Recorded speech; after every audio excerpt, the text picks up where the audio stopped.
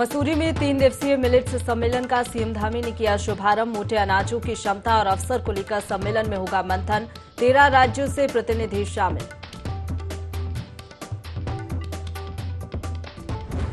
– 2024 के लोकसभा चुनाव को लेकर बीजेपी ने बनाई रणनीति। प्रदेश अध्यक्ष महेंद्र भट्ट ने IND24 से की बात। सभी सांसदों को हारे बूथ पर मजबूत करने के निर्देश।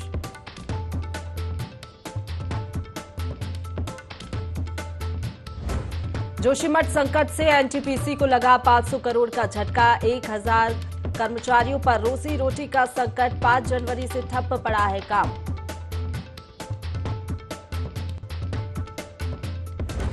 चमोली में हुआ सड़क हादसा। बद्रीनाथ हाईवे पर गहरी खाई में गिरी कार, एक की मौत, एक घायल।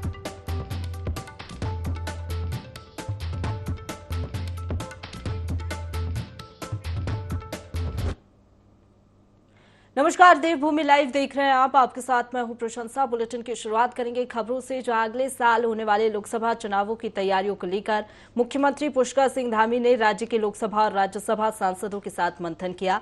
बैठक में सांसदों के साथ चुनावी रणनीति और संसदीय क्षेत्रों की विकास योजनाओं को लेकर बातचीत की गई। वहीं बीजेपी की चुनावी रणनीति को लेकर प्रदेश अध्यक्ष महेंद्र भट्ट से IND24 संवाददाता आकाश गौड़ ने खास बातचीत की। 2024 लोकसभा चुनाव के लिए बीजेपी तैयारी में जुटी हुई है और ऐसे में सभी सांसदों के साथ कल एक बड़ी बैठक मुख्यमंत्री आवास में हुई। और ऐसे में क्या कुछ रणनीति चुनाव को लेकर के है, किस तरीके के निर्देश सांसदों को दिए गए। हमारे साथ बातचीत करने के लिए मौजूद है बीजेपी के प्रदेश अध्यक्ष। सर, किस तरीके की रोड मैप आप लोग लेके चल रहे हैं, क्योंकि 2024 का चुनाव भी अब नज़दीक है। 2024 का चुनाव या नगर पालिका नगर निगम चुनाव हो, अब क्योंकि आगामी दिनों को वही चुनाव है और कल हम लोग सांसद साथ बैठे थे और पार्टी के कार्यक्रम अब हमारे बूथ स्तर के कार्यक्रम की श्रृंखला बढ़ेगी। तो हमने तय किया कि हमारे जो सांसद गण हैं, एक माह में 15 बूथ पर उनका हम कार्यक्रम निर्धारित करेंगे।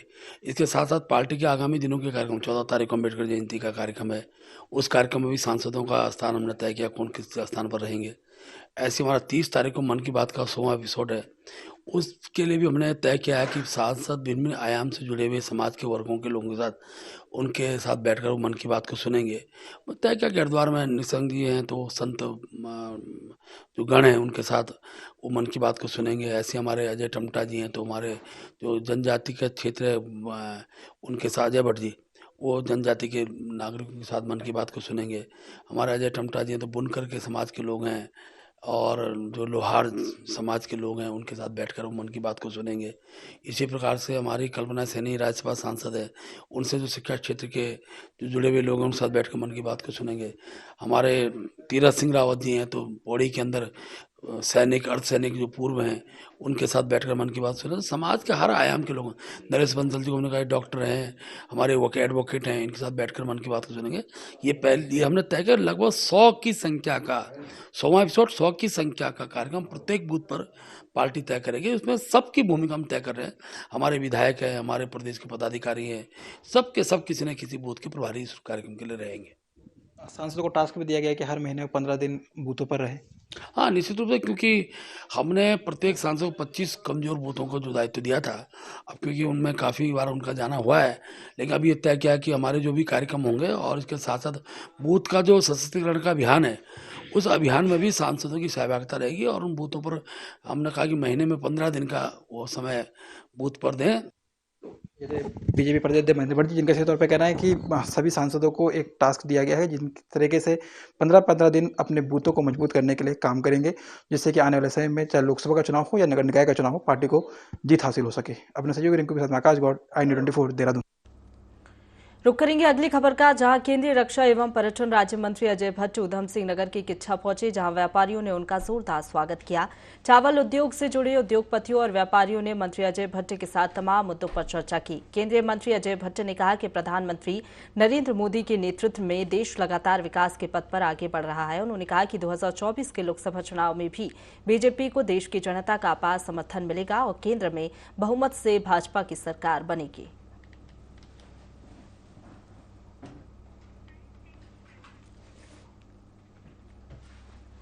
रुक करेंगे अगली खबर का, जहां उत्तराखंड के मुख्यमंत्री पुष्कर सिंह धामी शहीद टीकम सिंह नेगी के घर पहुंचे। आपको बता दें कि लेह लद्दाख में तैनात शहीद टीकम सिंह कुछ दिनों पहले विशेष सैन्य अभियान से लौटते वक्त शहीद हो गए थे, जिसके बाद उनके परिवार को सांत्वना देने उनके घर मुख्यमंत्री पुष्कर सिंह धामी पहुंचे। इस दौरान परिजनों की ओर से मांग की गई कि शहीद की पत्नी दीप्ति नेगी को सरकारी टीचर के पद पर नौकरी दी जाए। वहीं सीएम धामी ने कहा कि शहीद टीकम सिंह नेगी के बलिदान को भुलाया नहीं जा सकता। वे प्रदेश के लिए गर्व है। साथ ही सीएम ने उनके नाम पर सड़क और स्कूल का नाम रखने की बात कही।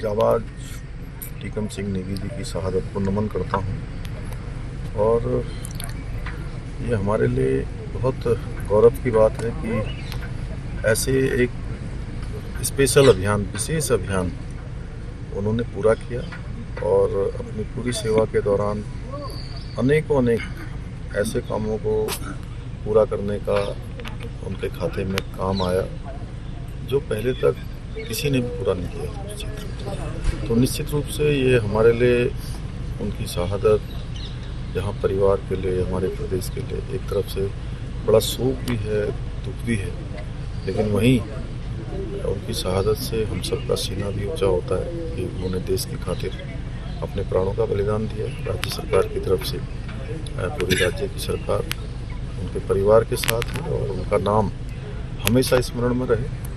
हम लोग उनकी स्मृति को याद करते रहें। हमारे नौजवान, आने वाली भावी पीढ़ी के ऐसे जाबाज जिन्होंने देश के लिए अपने आप को कुर्बान किया है, तो उनकी स्मृति भी बने रहे। उसके लिए हम लोग जो भी यहाँ पर उनके स्कूल का नाम है, सड़क का नाम है और भी जो यहाँ पर उपक्रम करने होंगे, उन सभी को आगे बढ़ाएंगे। रुक करेंगे अगली खबर का, जहां पाकिस्तानी हिंदुओं का एक जत्था इन दिनों हरिद्वार पहुंचा हुआ है। ये सभी यहां गंगा नदी में डुबकी लगाकर कई मंदिरों के दर्शन कर रहे हैं। पाकिस्तानी हिंदुओं के मुताबिक आवाम से सौहार्द बने रहना चाहिए। पाकिस्तानी श्रद्धालु मानते हैं कि सरकारों के बीच आपसी मतभेद चलते रहते हैं, लेकिन जनता का जनता से कोई मतभेद नहीं है। ईश्वर की आराधना सभी मतभेदों को मिटा देती है। सिंध प्रांत के हिंदू श्रद्धालु सिंधु नदी का जल लेकर आते हैं और उसे गंगा में मिलाकर सिंधु गंगा का मिलन कराते हैं। सन 1976 में हुए इंडो पाक समझौते के बाद से ये सिलसिला चल रहा है कि दोनों मुल्कों की आवाम टू आवाम, लोग टू लोग आपस में जुड़े रहें। सरकारें मिलें या न मिलें वो सरकारों का काम है, लेकिन जो आवाम है, जो हिंदू लोग पाकिस्तान में रहते हैं, वो यहाँ के धर्म स्थलों का दर्शन करें, अपने जो बिछड़े हुए या रिश्तेदार हैं उनसे मिलें। यही काम शदानी दरबार का है और उसी कार्य को आगे बढ़ाने के लिए पाकिस्तान से 310 महिला और पुरुषों का जत्था ये भारत की यात्रा पे आया है। हम यहाँ पर यात्रा करने आए हैं। हम पहले रायपुर दरबार गए थे, शदानी दरबार, उन्होंने ही हमें बुलाया है यहाँ पर और हम बहुत खुश हैं कि हमें नवम जोत जो हैं वो बुलाते रहते हैं, इससे जत्थे आते रहते हैं। मतलब गवर्नमेंट के आभारी हैं जिसने हमें यहाँ आने का आदेश दिया और इतनी बड़ी बड़ी यात्राओं करने का आदेश दिया है। बहुत आनंद आ रहा है, कहने के बाहर है बात। ये 310 लोगों का जत्था है यहाँ पे शदानी दरबार की तरफ से। तो ये परंपरा पुरानी है, हर साल यहाँ से जत्था हिंदुस्तान से पाकिस्तान आता है और पाकिस्तान से यहाँ इंडिया आता है। तो यहाँ मंदिरों का दर्शन करके बहुत सुकून मिल रहा है, बहुत राहत मिल रही और अपने रिश्तेदारों से भी मिले हैं तो बहुत अच्छा लग रहा है। आगे बढ़ेंगे। उत्तरकाशी में चारधाम यात्रा की व्यवस्था को देखते हुए प्रशासन अभियान चला रही है। इसी के तहत जिला प्रशासन और नगर पालिका उत्तरकाशी की संयुक्त टीम की ओर से उत्तरकाशी में बाजार क्षेत्र अंतर्गत ज्ञानसू से भटवाड़ी टैक्सी स्टैंड तक राष्ट्रीय राजमार्ग पर अतिक्रमण को हटाया गया। साथ ही अतिक्रमण करने वाले 19 लोगों के खिलाफ पुलिस एक्ट के तहत कार्रवाई की गई।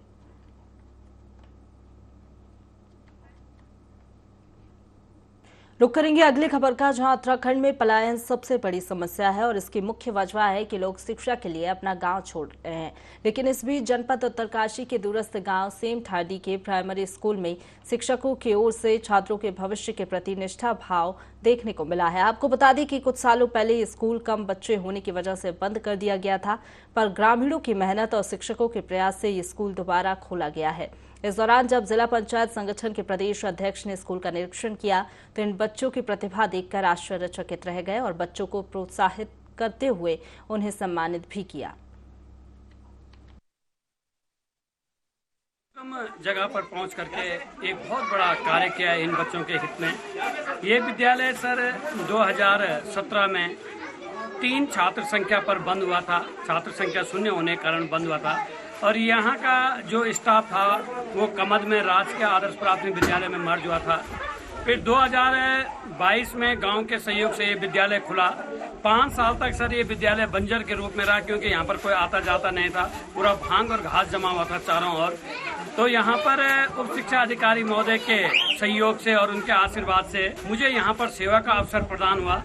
हमने सर बड़ी विकट परिस्थितियों में इस विद्यालय को आज सजाया और संवारा है। जहाँ कभी छात्र नहीं थे, आज यहाँ पर 40 बच्चे अध्ययन कर रहे हैं और इस नवीन प्रवेश वर्ष में सर कम से कम 50 छात्र संख्या हो जाएगी।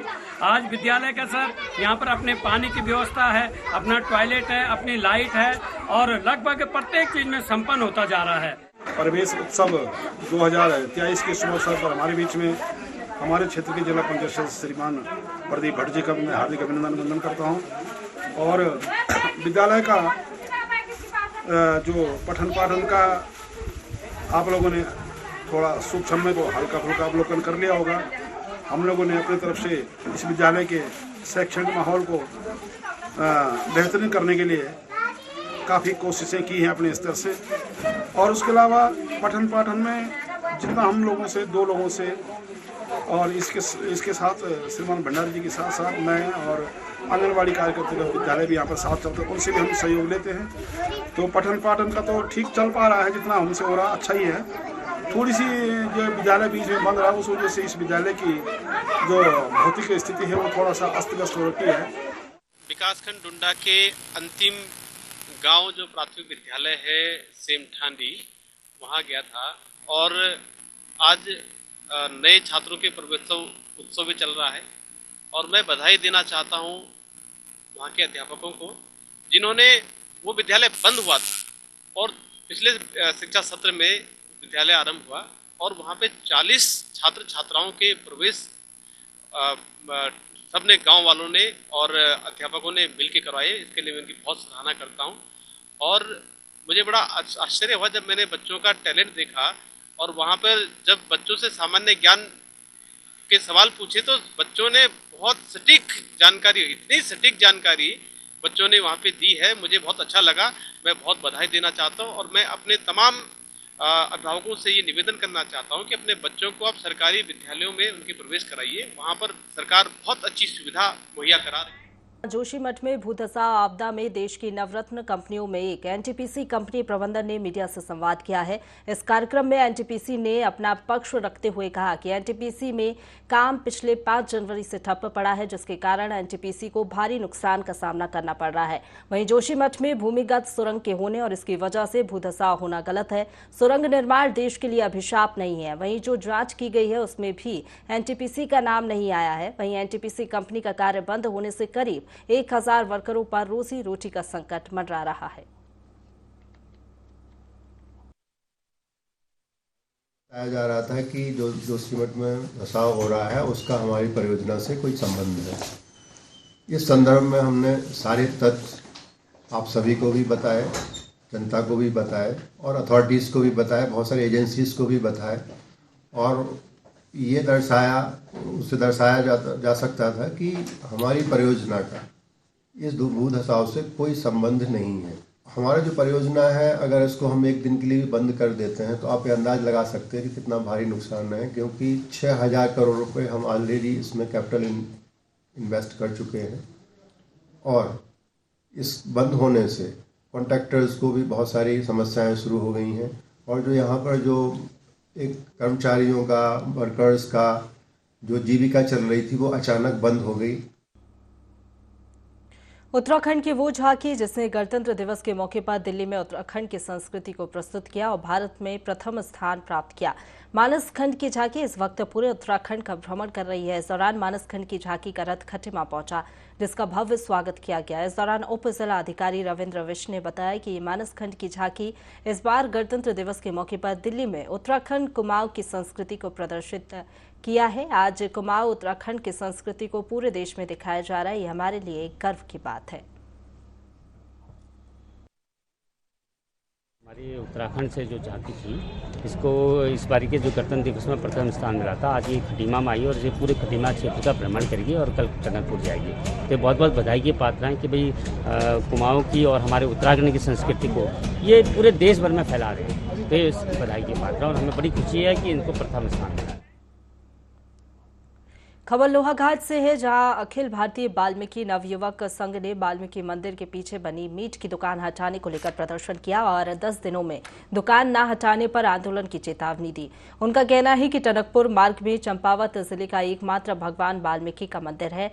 मंदिर के पीछे एक समुदाय विशेष के मीट व्यापारी ने दुकान का रास्ता बंद कर दिया। उसकी मीट की दुकान मंदिर की दीवार से लगी है, जिससे मंदिर का वातावरण प्रदूषित हो रहा है और उनकी धार्मिक भावनाएं आहत हो रही हैं।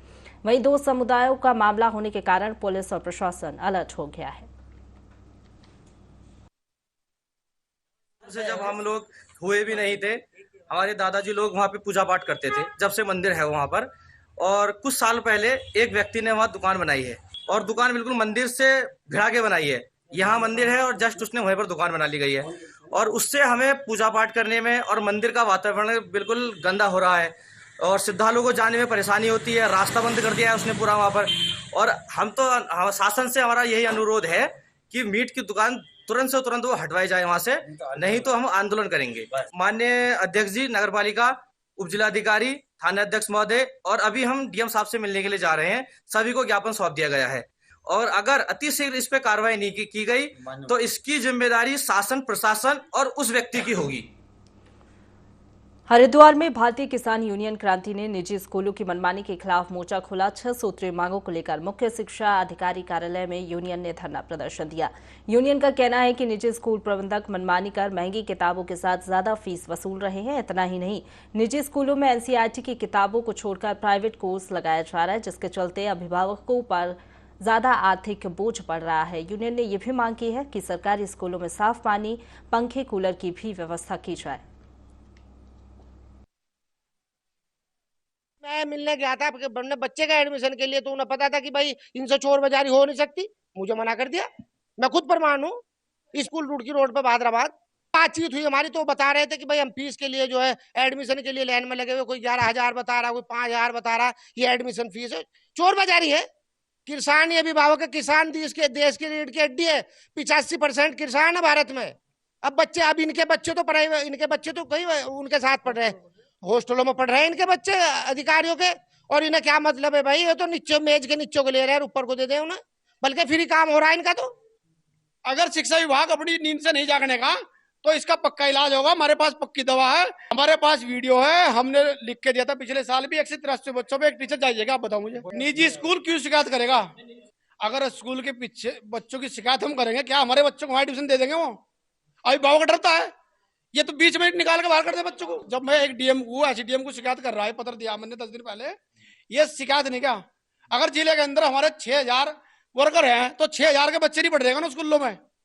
हमारे बच्चे यूनिवर्सिटी में नहीं पढ़ रहे, हमारे बच्चे छोटे छोटे गांव के स्कूलों में, जो शहर के हमारे देहात के स्कूल है उनको पढ़ रहे हैं।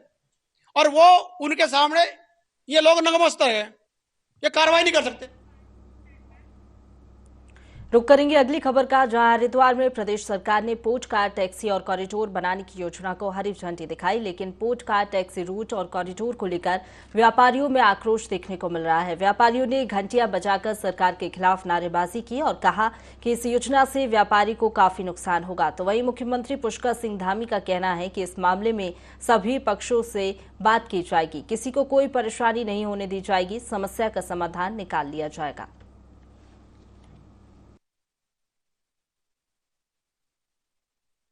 उस पर किसी को भी असमंजस में रहने की आवश्यकता नहीं है। सबसे बात करके और जो भी एक अच्छा रास्ता होगा वो रास्ता निकालेंगे। शहर के बीच में कॉरिडोर से कोई प्रभावित नहीं होना चाहिए। कॉरिडोर बनाओ, आप बाहर बनाओ, आउट ऑफ वे बहुत सारी जगह है उसमें कॉरिडोर बनाओ। तीसरा विषय रीडेवलपमेंट का मास्टर प्लान लेके आ रहे हैं। ये आप समझिए कि दक्ष प्रजापति से लेकर भूपत वाला तक सारा उजड़ जाएगा।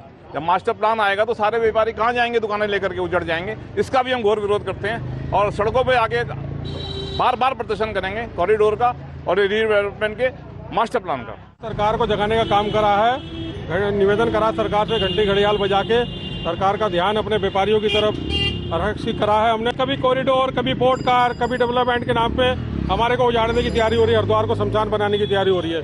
विकास के नाम पे हरिद्वार को शमशान बनाया जा रहा है और वो हम बर्दाश्त नहीं करेंगे अपने व्यापारी भाइयों के लिए। अभी हम लॉकडाउन से उभरे भी नहीं है और हमारे को फिर उजाड़ने की तैयारी हो रही है। मतलब कोई राहत किसी नाम की है नहीं व्यापारियों के लिए।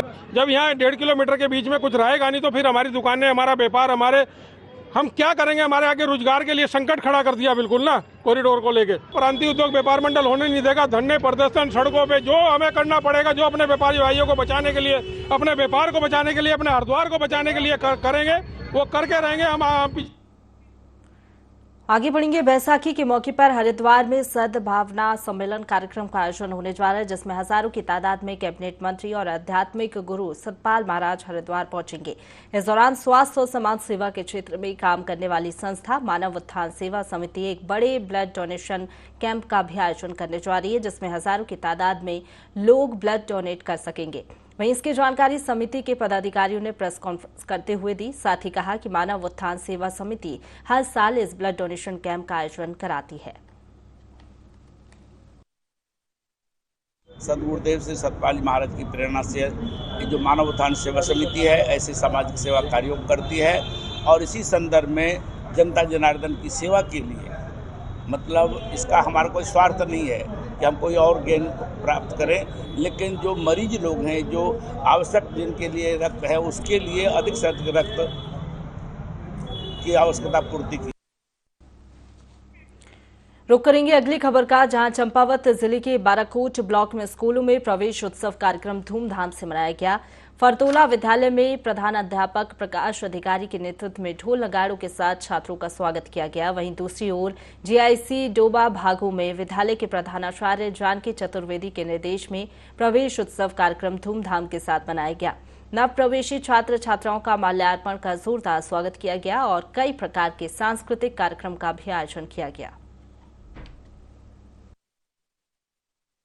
उत्सव कार्यक्रम के अंतर्गत राजकीय उच्च प्राथमिक विद्यालय फरतोला में कक्षा 6 में नव प्रवेशित बच्चों का कक्षा 7 और 8 के बच्चों द्वारा ढोल नगाड़ों के साथ, फूल मालाओं के साथ भव्य स्वागत किया गया।